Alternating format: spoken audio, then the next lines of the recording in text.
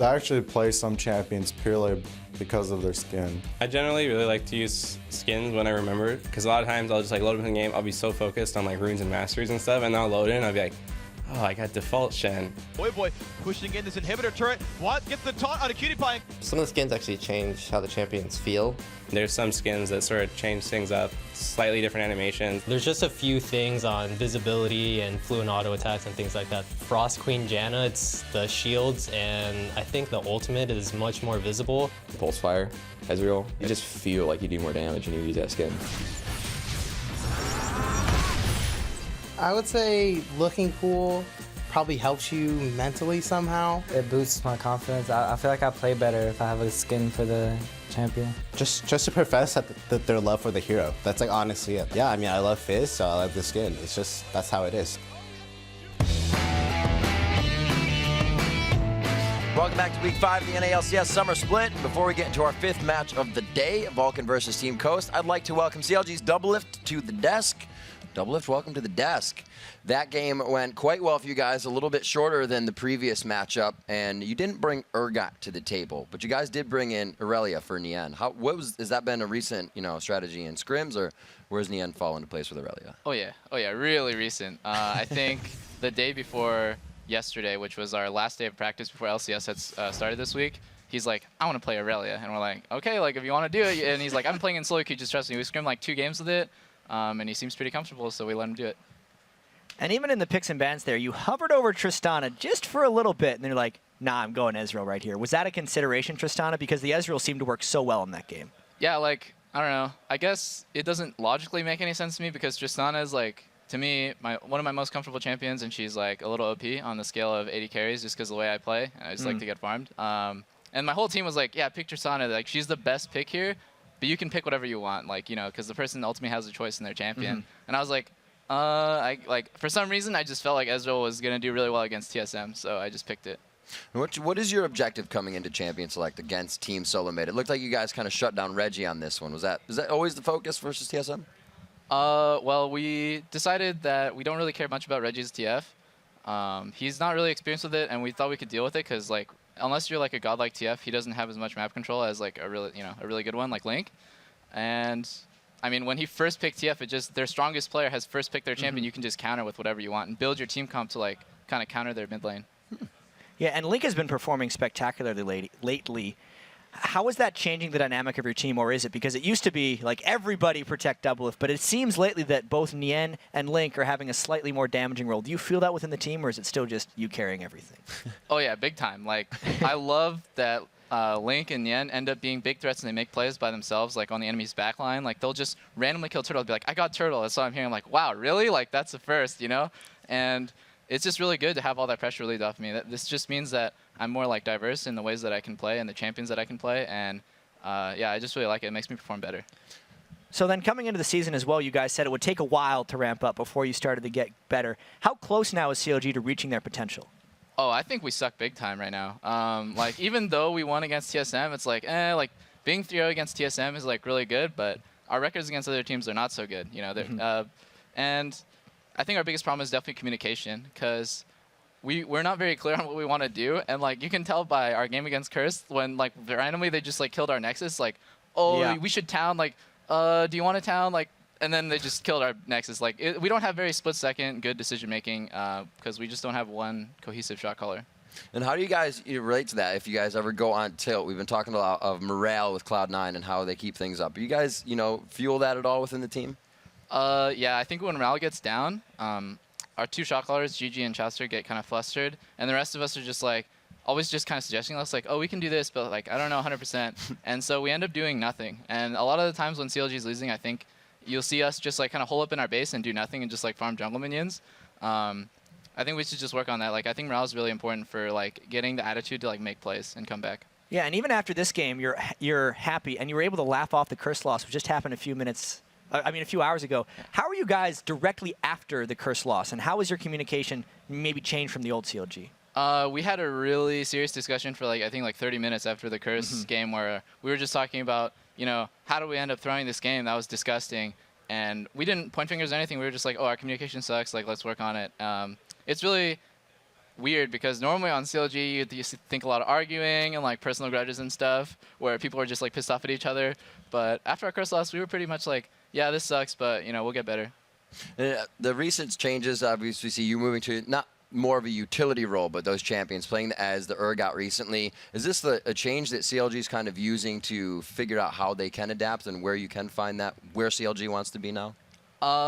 In terms of AD picks, like I always wanted to be the kind of player to play everything. And like, you know, I always pull out like random stuff like Sivir and Urgot way back in the day, and I want to do that again because I think AD players, especially in North American LCS, like they are not very diverse. Like they play like 2 or 3 champions, and that's pretty disgusting because you should be able to play everything within your role.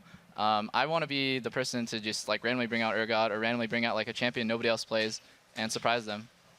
Right on. Well, congratulations what you guys have achieved so far. Definitely building up the team, and I think the fans can see it as well. Congrats on the win.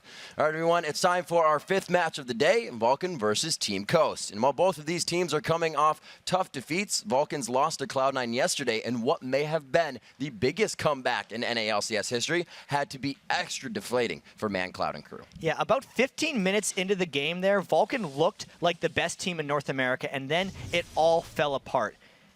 This game against Team Coast will be a test of how well they can bounce back after letting that win against Cloud9 slip away yesterday. It's Team Coast. It's going to be looking for a rebound win of their own after getting dominated by Dignitas earlier today, which is going to have to tax them. Yeah, Team Coast was able to get first blood and another early kill on a great Daydream and Thresh Lantern pull, but it was all downhill after that. So now Team Coast will try to help his team. Oh, yeah, will try to help their team the 2nd win of the summer against Vulcan. Yeah, back in week 1, Team Coast took Vulcan down in just under 30 minutes thanks to a solid performance by their 2 solo laners, Shifter on Zed and Zion Spartan on Ribbon. And after that week 1 loss, Bloodwater and Vulcan know that if they want to even up the head-to-head series, they need to yell like that and shut down Team Coast top lane, Zion Spartan. Team Coast, in my opinion, the player to shut down would be Zion Spartan, just because in the older past games, every time you see Zion Spartan do bad, their Team Coast eventually ends up losing the game. So that's our goal, I guess. So I think one step to shutting down Zion Spartan is to not let him get Riven. Probably. Yeah, so he's still perfect 5-0 with that champion. They're going to have to be very careful. So it's almost time to get into Champion Select. But first, let's take a look at the starting lineups. On the blue side, it's Vulcan. In the top lane, Psycho Sid. Xmithie in the jungle. Mandatory Cloud in mid. Zuna on AD carry. Bloodwater on support. And on the red side, it is Team Coast with Zion Spartan in the top lane, Nintendo Dex in the jungle, Shifter in mid, Don't Mash Me on AD carry, and Daydreamin' laughing it up on support.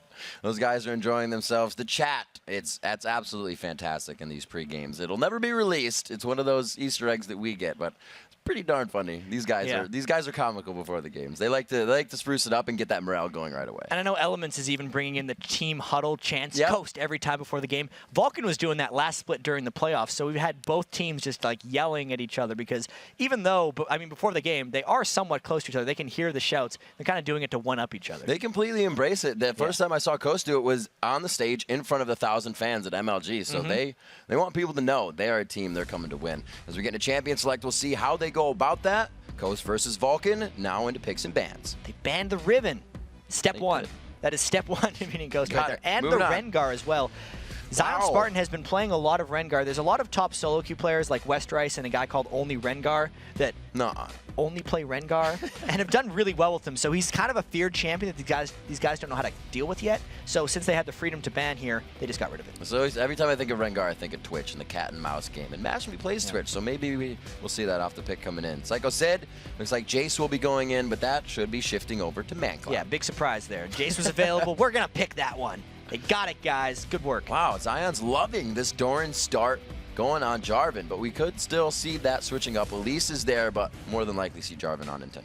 Yeah, it's actually a very interesting thing because Zion Spartan, or not Zion Spartan, Nintendo Dex was playing Jungle Elise back in the first split before anyone else kind of jumped on the train. But at the same time, he's been doing the Doran's played Jarvan, and Psycho Sid's played Elise as his most played champion in the top lane, I think, so far this split. So very unpredictable what they're going to be going with those two. A lot of top-tier picks left open here, especially the support pick Thresh coming in. Looks like Xmithie will hover on that. Bloodwater seems to be liking that choice for whatever lane composition they're really going to revolve around here. And we can see, like in the last game, Doublelift said they picked a very high priority target. We could counter on that. Neither team is doing that. Yeah, and specifically with Thresh as well as Jace, they're almost multiplying their team mobility because one guy gets behind, you throw him the lantern, and then everyone else gets to gate ahead. You very well keep yourself as a cohesive unit here just to try to escape what Coast might be trying to chase him down with. And I have to give credit to Mashme. Every time he has gotten to picks and bans, he has always clicked Heimerdinger first. He is a consistent man.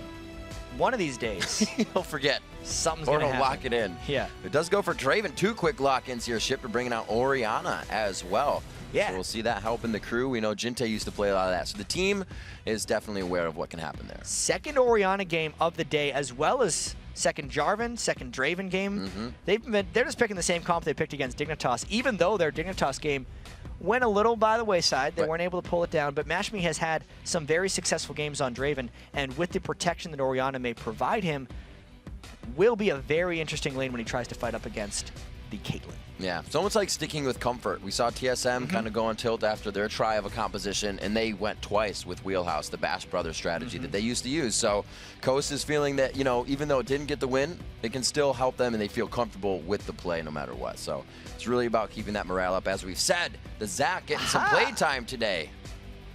So we've seen Meteos play a lot of Zac early on, and then it's just banned every game, and he's kind of went away.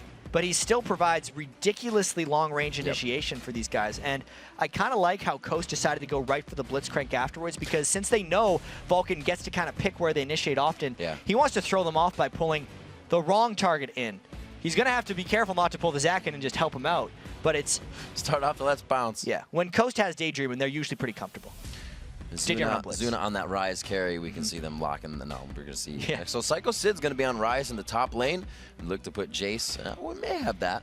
Yeah, Who they knows? may have Who ManCloud knows? on Rise. We know that Vulcan gives teams a lot of trouble because both Psycho Sid and ManCloud play a lot of different champions, and they can swap around kind of however they want. Plus, as far as the lane swaps go, we've seen even the Cloud9 guys say, we just like to surprise teams. And that could be what Vulcan's trying to do here.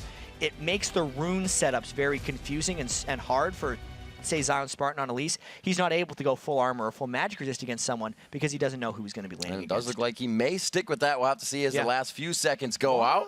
Psycho Sid will be locked in as Jace, so this is going to be ManCloud on Rise. We've seen it before. And ManCloud is just one scary SOB on pretty much any champion, it can be said. He has been dominating this season. And it's a shame that Vulcan, as amazingly entertaining as the game was, for Vulcan it was a shame that they lost that game against Cloud9 yesterday, because everything has been an upward trend for Vulcan. They had been dominating teams. Every interview when we asked a team, who are you most afraid of, they'd say, probably Vulcan. They just have a really solid style, and they can't like crack the Vulcan egg in a lot of these games. But after that loss, we got to see if their confidence has been shaken as they go into this game. It's so great what Vulcan brings to the table in Champion Select by being able to play all your champions, which makes it even harder to want to pick one. So let's see them bringing that into every game here. We'll see what Coast can do against it. Like we said, picking the majority of what they've already used today, and Elise, Jarvan, and that Orianna. So we'll see. Now entering onto the Rift, our 5th match of the day. Yeah, I wonder if that Psycho Sid start is going to work out for him in the lane. He's put so much into consumables and wards that his combat effectiveness early is going to be a little bit low, and they're almost going to have to get some payoff either in the way they match up the lanes or taking some kind of edge level 1. Maybe they just overwarded because they're worried about the Blitzcrank threat early. Sticking themselves at the top side. Looks like both teams going to mirror each other just for now. They'll have that ward towards the mid-side bush, which will definitely grab them on the way out. It looks like they're trying to get a lot of vision going in here. Which one of these comes out as the Explorer? It looks like they're all actually fresh wards, so those are going to stay up. Yeah, 5-man stacks here for both teams, just running around, trying to give themselves a bit of safety against a stray hook that comes in so they'd be able to fight afterwards. And they both had the same idea. Let's go for the red side of the jungle. Interesting that in our last 2 games, both teams have went for the red side of the jungle. These teams try to remain as unpredictable as possible at level 1, and it's almost random whether they 5-man run into each other or not a lot of the time.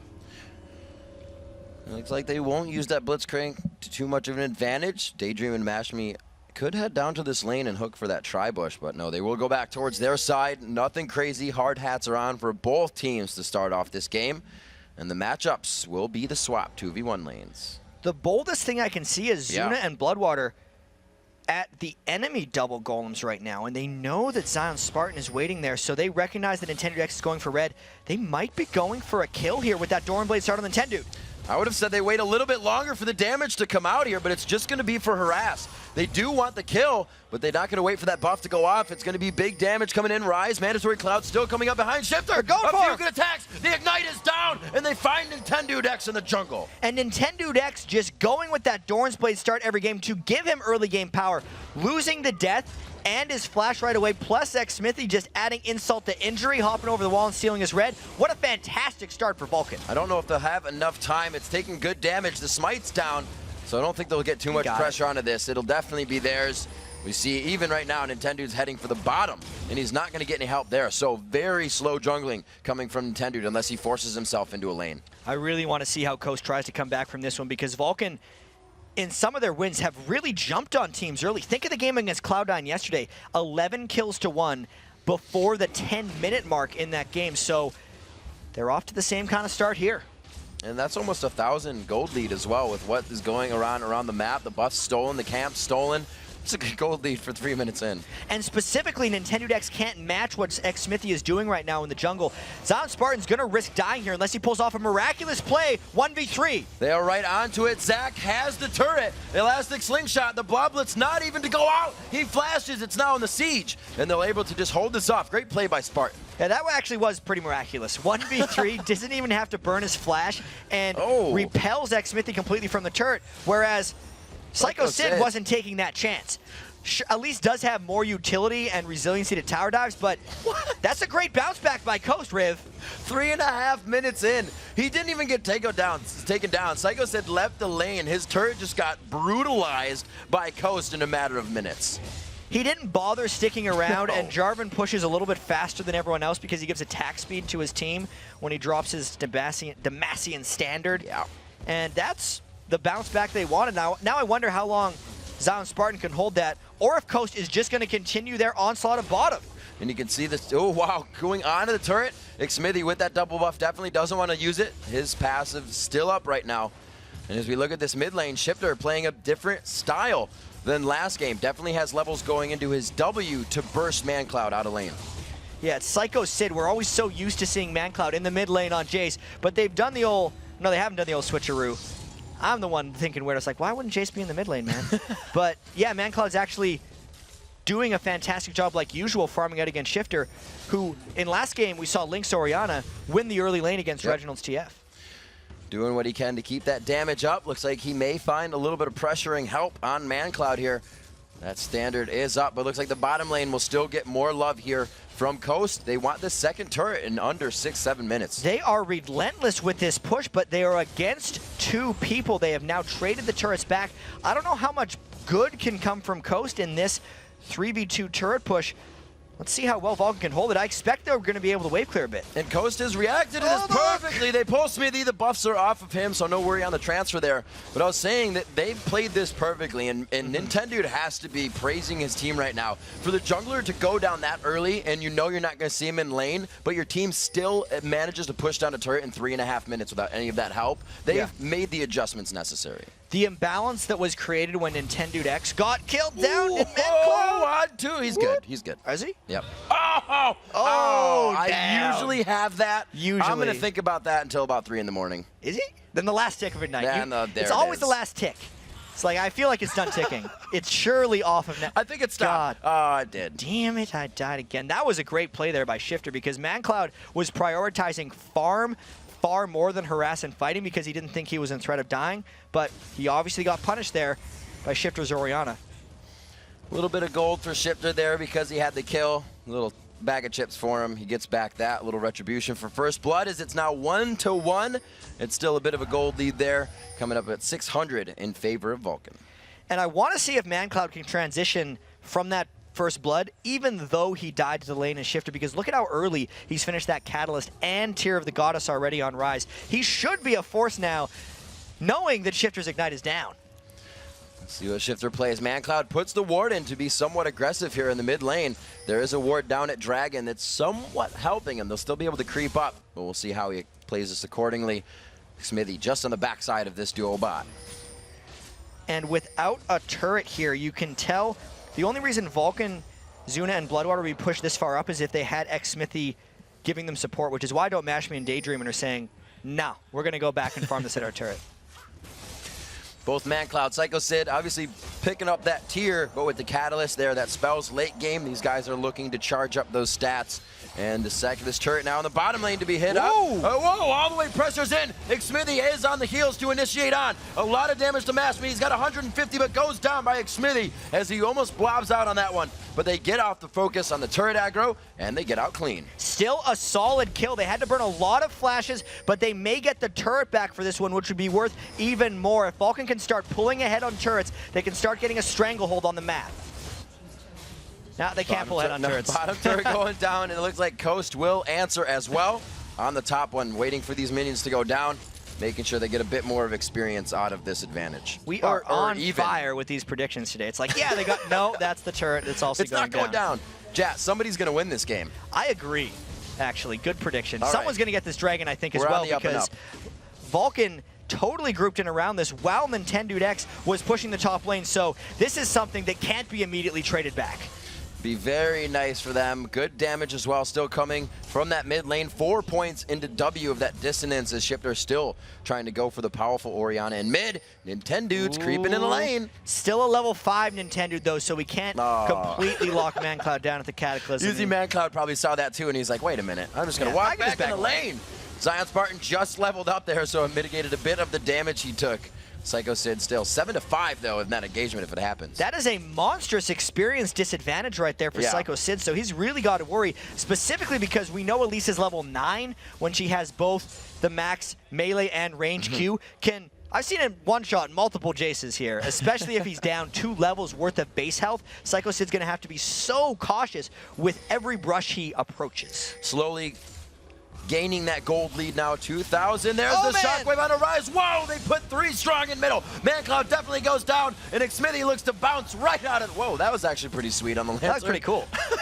Yeah, he was blobbing himself into a lantern and just went for a ride, but that was the 4v2 in the mid lane, punishing ManCloud once again, and Vulcan might try to turn back. Nintendo gets grabbed. Can he stand it out? No, he actually flashes to the standard instead of has the Q up. The shield saves the ignite damage. Oh, but he gets punched right in the back of the head. Smithy's going to make it out with that one, and it looks like they can discontinue the fight, rather. Vulcan is countering Coast just as Coast is countering Vulcan, but the slight lead has got to beat a Vulcan here as they try to push down this mid lane with the threat of a blitz pull always present. The Draven ulti coming from bottom lane. That means that Mashme's been down there by himself. It only shows 13 CS up, and really only a pickaxe in the hands of Zuna, so these guys are piecing together those core items at this point. There is definitely action before items in this game, where the last match was items before action. I prefer to commentate these games early on because they're much more exciting, Riv, but I want to see how Don't Mash Me and Zuna interact with each other, because I feel like for the next 5 or 10 minutes, Don't Mash Me is going to have complete supremacy over Zuna until Zuna starts getting some strong items to keep Don't Mash Me in range. The Coast is working. The lane pushes perfectly here. The top wave's coming in after completely pushing the bottom one. It's prep for Zuna to take golems and then grab that wave in the top. But he's not going to be with his team, and we're going to see the Zuna maybe for these fights. We'll have to see how they react with that dragon. Everybody's kind of just waltzing around mid. Yeah. And I do want to go back to the Shifter putting more points in his dissonance W on Orianna as opposed to Q, because I know you play a lot of Orianna yourself, but with the Q, you gain potentially more control of the lane with harass because you move it back and forth, but the W gives you a little bit more mobility, just less frequent spamming. It's almost a more defensive move because since you can't move your ball as often, you're more likely to have it sitting on top of your head and just out farming, as Shifter's trying to do. Oh, what a grab coming in. Zuna didn't even see it coming. Takes a few turret shots as well. Daydreaming, trying to make some plays, and if that's happening now, they got to be careful later. Zuna did get out of there, though, just with a Thresh Lantern, whereas it potentially burned the Orianna ult and the Daydreaming pull, but now Coast got overconfident. Oh, wow. Daydreaming a little too close. Caught him thinking about something else right there. Maybe it was Daydreaming. Maybe. Absolutely. Not sure. 11 minutes and a half jumping into this game. Our 5th of the day. ManCloud being a beast with 85 kills, the most in the LCS this NA split, I should say. 17,000 gold as well to the 15,000. So that 2K gold lead is staying strong here for Vulcan. And we said Vulcan can win games with a 2K gold lead. I'd say 80% of the time. They always have that. They take care of business. Unless they're against Cloud9, in which case they lose multiple team fights and argue for very long amounts of time after the game. And this is why I'm so interested about this Vulcan game coming in, because they're the last team you would have expected to blow a lead the size they had against Cloud9. Yep. Whereas Cloud9 is, you know, the most likely team to be able to make a comeback because we've seen, but they seem to have responded quite well. Vulcan is playing decisively right now. They're making very strong actions. Mandatory Cloud was a little shaken with his early deaths on Rise, something we don't see that often, but he's still getting his farm, and he definitely is working up his items very quickly. We've said it before, he's one of those champions you can really put a beating on, and he will still find a way to come back to be an impact for his team in the late game. And it's not just based on the champion he's playing, it's how he plays that champion. It's not just, oh, I have a Rumble Equalizer, I can use it later. He really puts it to great effect. He's daydreaming, throwing on that overdrive, but he just wants cupcakes really bad. And Daydreamin's landed a lot of pulls that actually haven't granted them too many advantages. In fact, the last pull they got on Zuna, since it didn't get a kill, only burned Shifter's Orianna ult and then left Coast open to more counterattack. That hook missing gives Vulcan another chance to go back at him. Can Bloodwater land when he does? Oh, you talked about it before. Having that hookup still creates aggression, but when you put it down, they know they can go. Daydreaming with 1 hit left gets taken down by Xmithy, and he is picking up some good kills for himself this game at 3-0-1. It's not done yet, though. Psycho Sid getting good pressure onto him. Command Shockwave just ripping through the Hex Drinker, as well as Draven's attacks. Mashme picks himself up a kill. Goes all double in. kill. The first time he's been present in the fight after that bottom lane free farm. And this was a fight without Zuna. Zuna was in the bottom lane farming this entire time. So even though Vulcan started with the kill, that only made it a 4v4. But now Zuna is here, and they continue. No, they don't. This is the thing about Vulcan. They'll still throw everything they have at you to stop you from engaging. And Zuna, he's throwing himself right into the fight right now. He's got to be careful. Got to be real careful. He's got nightmares about that Tristana game where he didn't have midline or frontline protection, so he was constantly threatened by everyone on Cloud9. This game, he's got a little bit more beef in the midline to help protect him, and they decide to die. Mashme taking so much damage, so the hole goes by, but it doesn't take him out. It's going to be Daydream, and a silence under the turret really thwarts what they wanted to get out of that, and they almost lose Xmithy and Bloodwater. Wow, that was some very close turret tanking where those guys were just able to escape out of this one. Game's still very close. Coast is actually mounting a bit of a comeback because even though it's been a 2,000 gold lead for a fair bit, the later into a game a 2,000 gold lead goes, the better it is for the team that's down, because it's really more about the percentage you are down in gold than the actual number. That Draven has finished a Bloodthirster, starting to build that up. We have the Critical Cloak available for purchase on Zuna, but it looks like he's going to take that all the way to the Infinity Edge for himself. Waiting to farm up that mid lane again as it resets with Link. Mashme has been farming so much this game, and there's not a ton of farm in the game, but he does have the most right now. And especially with that double kill, it's going to just accelerate him right past everybody else, even more so.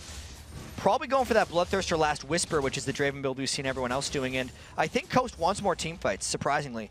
Even though they don't have the Jace Gate control, they still have the Daydream and hooks, and if they can get Dome Mashme into a fight right now, and they get any kind of trading against Zuna, since it's a non-completed Infinity Edge versus a completed Bloodthirster and upgraded boots, Dome Mashme will have such an edge in that 500 gold difference will mean almost nothing. It'll be an advantage for Coast.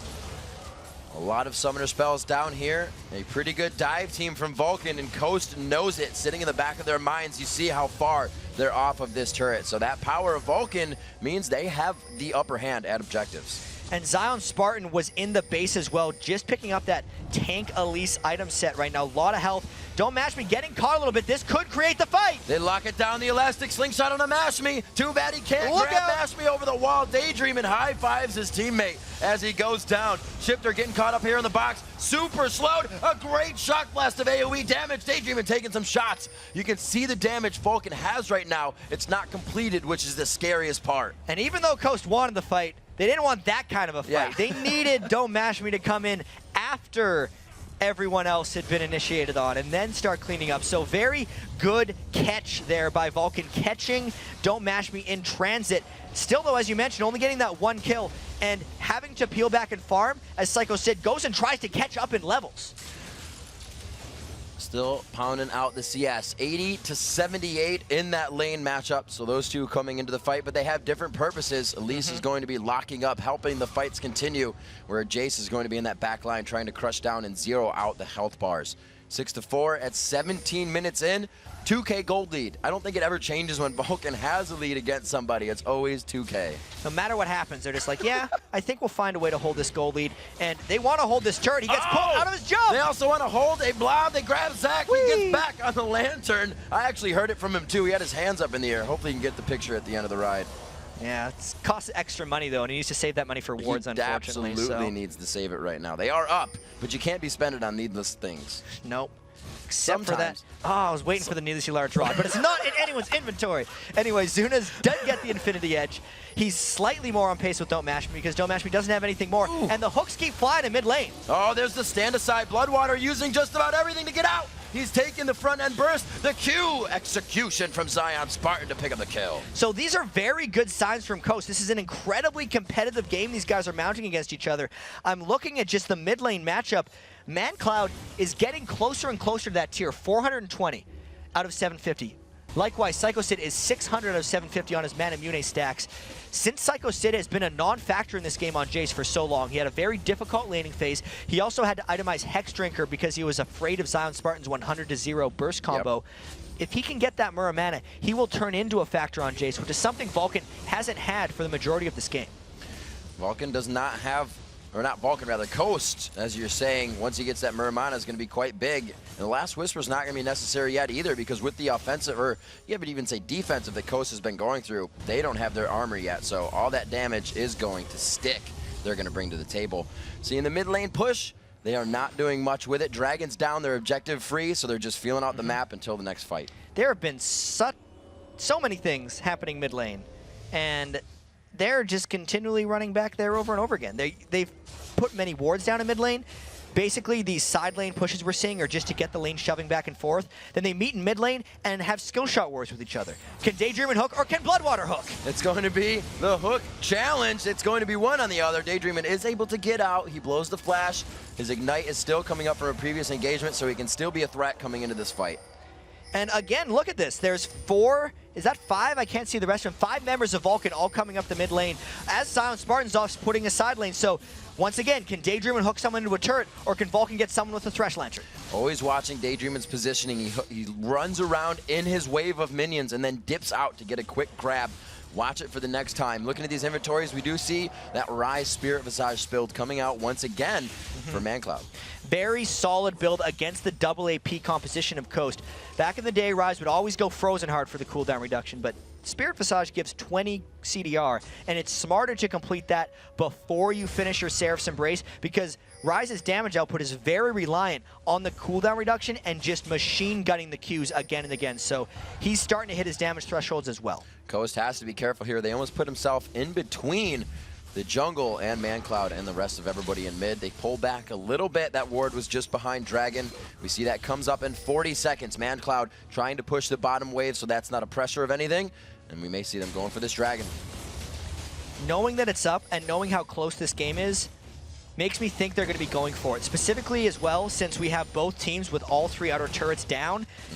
The battlefield is very large, and the place they're going to fight is probably in the center or near the center with that Dragon. So if this Dragon fight happens, we need to really pay attention to where Shifter's Orianna ult lands. That's going to be the key thing in this fight, assuming no one gets caught by a hook. Nintendude hits up there. Zuna's gonna be able to get a few shots in. The elastic slingshot is used. That's a lot of engagement down though. No, ManCloud is there to follow up. He throws down on Nintendude. Zuna picks up that Galaxy with a headshot. No, there's the headshot from the back line. It bursts him down so Daydreaming can be taken out. Synergizing the attacks perfectly. Not that they meant to. But wait a minute. Things turning around now. Here comes Smash Me. The last Whisper is not finished, but he does have the extra damage from the pickaxe right now. Coming back in Smitty, the second slingshot into the fight, and this one looks to be a little bit better. Shifter with the shield on, but he gets knocked down as he slams down the hammer. Double kill for Psycho Sid in an all-around very chaotic fight. And we talked about Psycho Sid's Muramana becoming a factor in this game. He got it right before that fight, and that is such an improved split for Psycho Sid as well.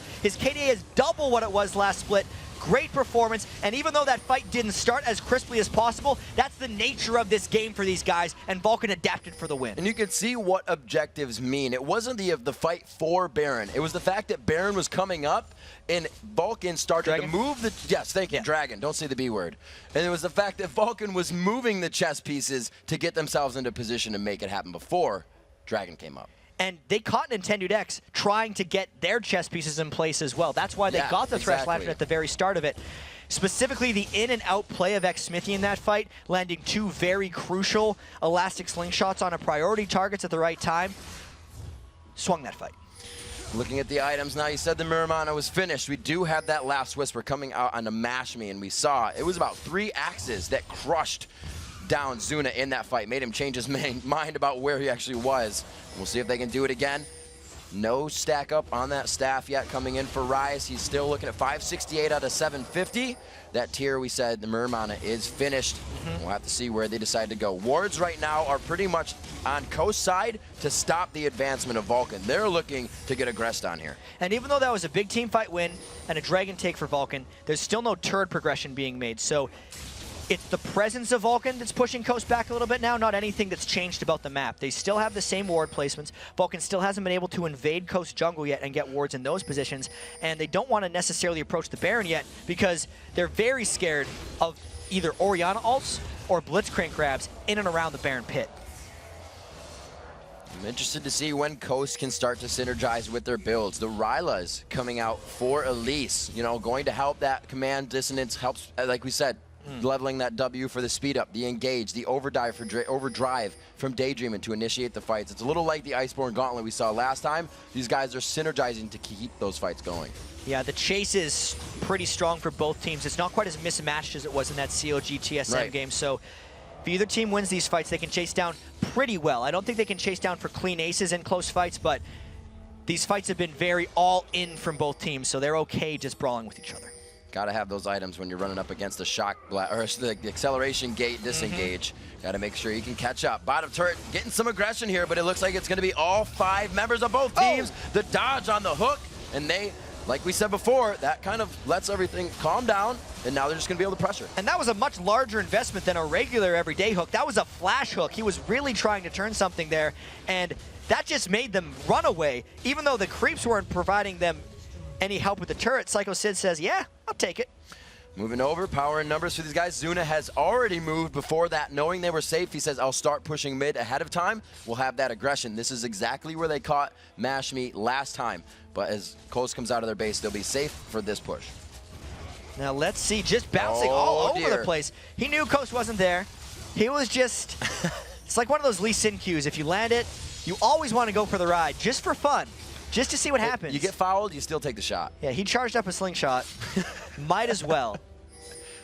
We'll see what builds both teams are considering here. Locket of the Iron Solari coming out on Nintendo with rather heavy AP. You have the Zac, you have the Man Cloud, so it's not too bad. Not interesting that they haven't built the Bulwark, but that's coming out definitely on the side of Vulcan. And we can't forget the very start of this game where Nintendo X got destroyed by dying at level 1 and getting his red buff stolen. So it's still showing that he fell behind early. 0-3 and 5 is not the best scoreline. His team in general was able to recover, but individually you don't necessarily come back super strong from a thing like that. Oh, there it is. There's man. the speed up. We're talking about dissonance onto overdrive. Is he going to be able to go? Oh, the net, really? It's going to stop everything. It looked so good for a second. Oh, he had the angle, but he did not choose to grab. Also, Xmithy stood in front of Zuna, daring the pull. Boom, back inside. He says, this is how you do it. Xmithy into the fight. It's going to be Bloodwater flashing in as well to throw it on the box. The flay as well. Coast is trying to figure out where to position to start the fight right now. They are not even letting them see how they engage. Shifter out of the fight now. Xmithy to go in, the Blobs to come out on this one, and his team to save him as he recuperates. Still a 2-for-0, super clean initiation by Vulcan, and they're going to look to take a lot after that one because Jace plus Kate push turrets real fast. This is going down real good. They're not even going to switch out. Going to keep going for this next turret. Possibly they have the siege minion.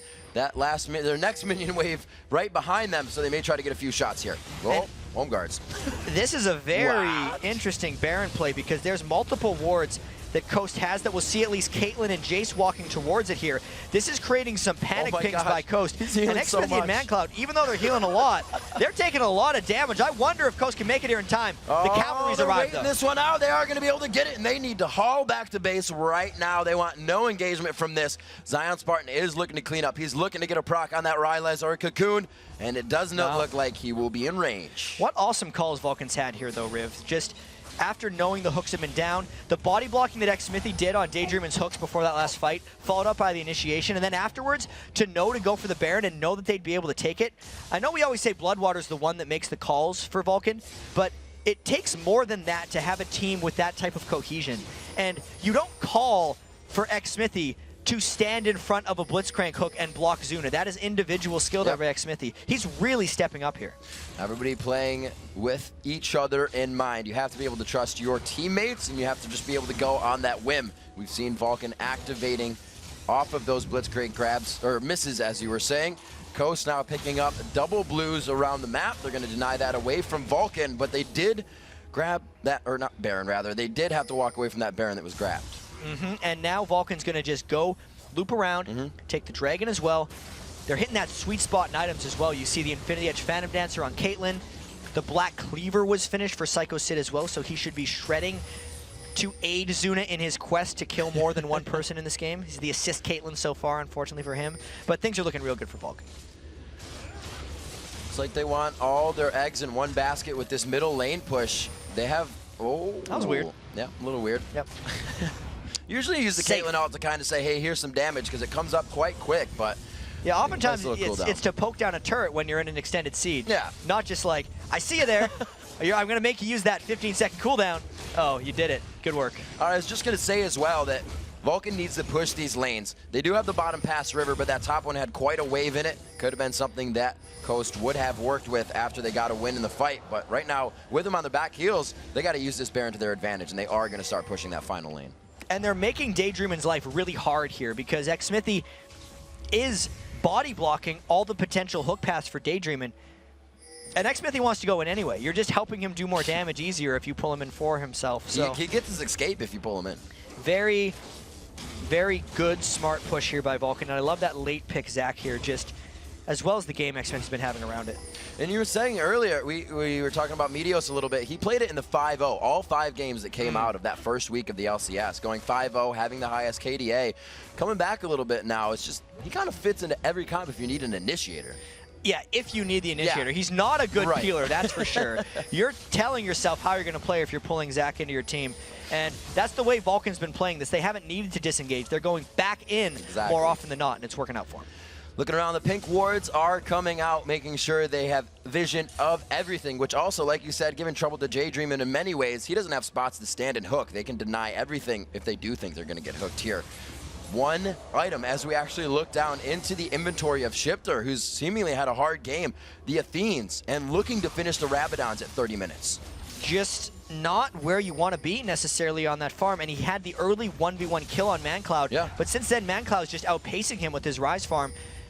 And then ManCloud's turned himself into a split-pushing Ryze. He can duel very well, but he's the slowest turret pusher in the game, so we'll see how Vulcan deals with that one. Well, this is where that engagement does come in. We talked a little bit earlier, oh my lord, about having Orianna in a turret with her ulti. It makes it harder for engages, but if your Orianna's not there, it becomes a little easier. And ManCloud is just getting aid now from Zach. Zion Spartan in the top lane. ManCloud going for the 1v1, throws on the Seraph. He flashes the rocket grab face to face at point blank range, and it looks like they're going to be able to get out of this with great harass. But the damage has been done. Vulcan might look to push more than this. Now the damage wasn't done. Nope. I think they made it the way safe. They were thinking about the damage being done. Oh, look out! Missed the shockwave as well. Got some minions, though, for the cause. Volatile Spider coming out. Look at the heal coming back. Took the Volatile Spider and the Q coming out. Bloodwater goes down instantly. They almost trade back. Mashme grabs the ult back into his hands. He's going to be forced back to the base. And they thwart somewhat of the push. But Vulcan says, we don't need that. We can keep doing this. And Coast is putting up one heck of a fight here, trying to keep them off. Still got the one kill and have yet to receive a casualty. It's one after the other. ManCloud's like, all right, I'm out. Smithy's in. All right, back and forth. ManCloud's in. These guys just soloed Spartan back and forth after he came back from the kill. It's like the batting order went back around. And 10,000 gold lead here for Vulcan. They had a 10,000 gold lead in their last game against Cloud9, and then they stopped being able to win team fights. They cannot let this happen again. I feel like Vulcan's chances in this one are much greater because their team fighting is stronger in this one, and they have the willingness and ability to initiate onto the targets they want. That was still not the best fight for them, though. They need these pulls from Daydreaming. They are being stopped too much, like you said, by Smithy. Vulcan is really considering what they're playing against with these engagements. And without those core items, if the engagements don't go perfect, they're going to go awry.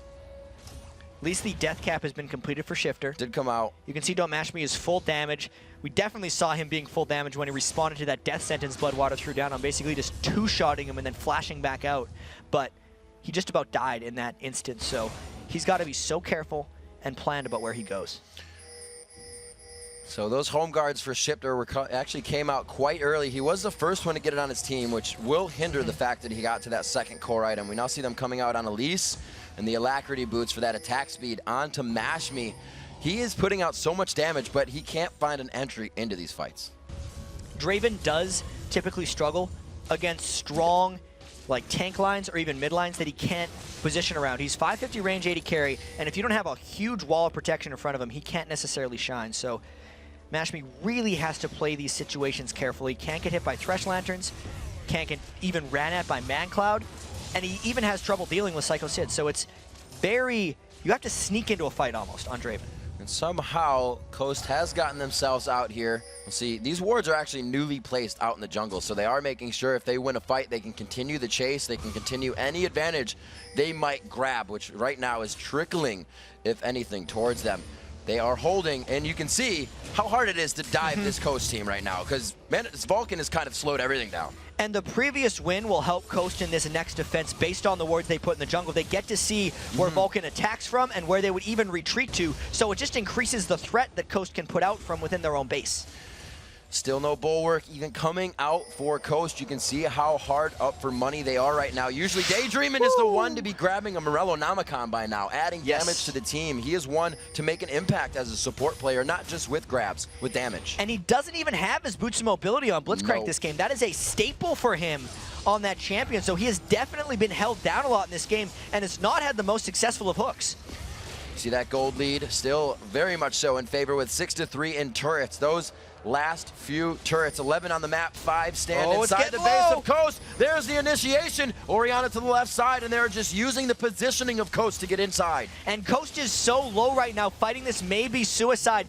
The extended siege of Jace got them those turrets and the smarts of Vulcan to not overdive like they had done in the previous push. And Jace continuously going down to this bottom lane as well as ManCloud a few times. Oh, they now can press off of this, the second flash hook that's down.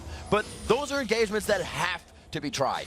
And they have to work if Coast wants to win this game, because now they're down the flash hook.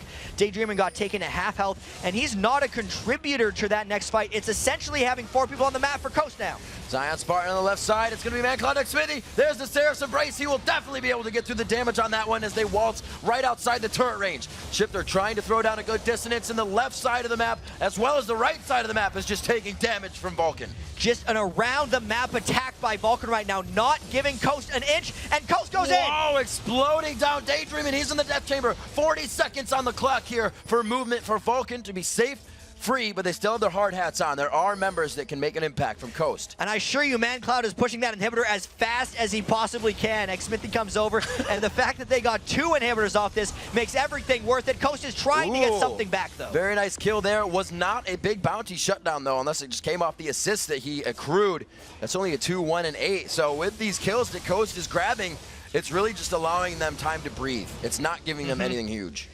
And it's temporary breaths of like toxic gas, because as they were trying to get themselves back into it, they lost their inhibitors. That's their lifeline. They have to make it to the surface in the next 30 seconds or they're done, and they're losing a Baron. So I said there were 5 turrets left. Since there are 11 in that engagement, Vulcan found a way to take down 3 all across that outside horn of the map. So going all the way around, they head back to Baron.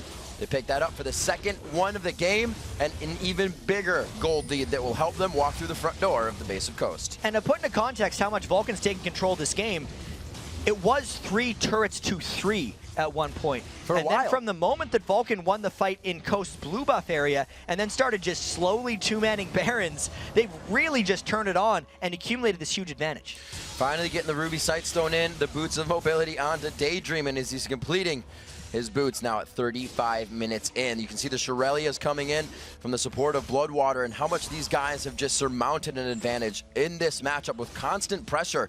After you said it was 3-3 forever, they found the way in. A lot of it has to do with the way they play. We know that Vulcan knows how to close out games. They are decisive in their calls. And even though Coast has worked a lot on their teamwork lately, we can definitely see Vulcan could be on another level. Keep in mind that game against Cloud9, no one had started beating Cloud9 like that all year. Vulcan looked commanding in that game, and they're looking commanding here, even if the start was a little shaky, which you can't really blame them after having such a devastating defeat yesterday. Not even being shook by that 3-some-odd minute turret in the bottom lane, then pressure onto the second-tier turret in the bottom, which took damage in that initial engagement, but hasn't been seen by Coast again. So it was instant adaptation by Vulcan in this game to really switch things around and dictate where the pressure was going. They did a lot without fighting. This is a pretty low-kill game. A lot of Vulcan's wins are tactical, which is why they sneak up on so many people. And just now we're realizing that they're a top team here in North America.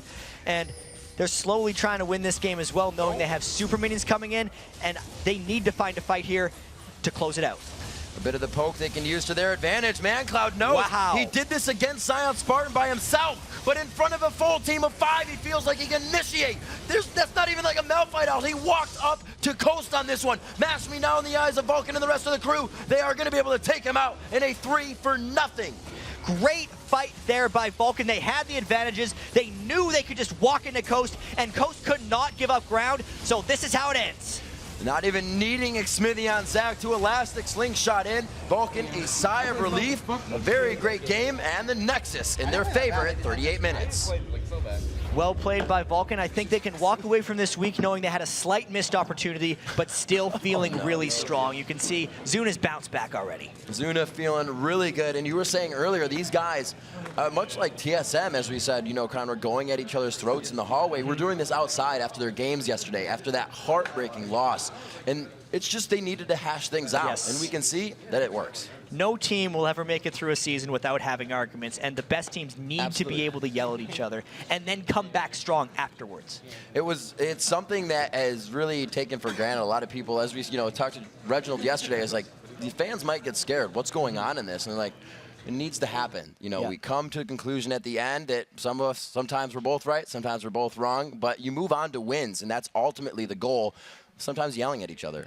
Yeah, they yelled at each other well enough to just start winning every team fight past the 15-minute mark. And they seemed controlled. They don't yell at each other in-game, which is one of the reasons their calls seem so decisive. They are definitely the team that takes action in the right way, like way more often than not. You see such a low number of mistakes from Vulcan. And this was actually, and even most recently in the last week or two, they're making more aggressive plays as well. So they're keeping their mistakes low while still taking more risks, which is the most impressive. And I liked how Vulcan did it this time because they didn't win it, but really turn the tide at the Dragon fight. They prepared for the Dragon fight and didn't even let them get to it. They pushed them and fought it in Coast's own jungle, actually. Yeah, it was really impressive for them. Absolutely. All right, we've got to take a short break, but when we return, Vulcan's Xmithy will join us to talk about their commanding performance, and then it's our final match of the day, Dignitas versus Curse, the North American League Championship Series. We'll be right back.